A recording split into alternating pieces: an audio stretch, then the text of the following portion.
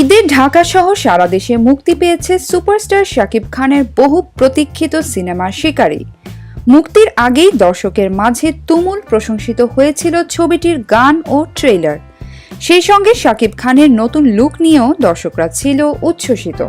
তাই শিকারী ছবিটি দেখার ব্যাপারে দর্শকের একটু বাড়তি আগ্রহই ছিল এবং সেরকম অবস্থায় বিরাজ করছে দেশীয় হলগুলোতে। ঈদের দিন ঢাকা সহ সারা দেশের হলগুলোতে ছিল দর্শকের উপচে পড়া ভিড়। সবকটি সিনেমা হলই ছিল হাউসফুল, এমনকি অসংখ্য মানুষ টিকিট না পেয়ে বাড়ি ফিরে গেছেন। ঈদের দিনের মতো ঈদের পর দিনও হলগুলোতে একই রকম ভিড় বিদ্যমান। হল মালিকরা প্রত্যাশা করছেন এরকম ভিড় আগামী 2 সপ্তাহ ধরেই থাকবে। বিনোদন জগতের নিত্য নতুন খবরাখবর জানতে রিপোর্টার জরিনা চ্যানেলটি সাবস্ক্রাইব করুন, লাইক, কমেন্ট এবং শেয়ার দিতে ভুলবেন না।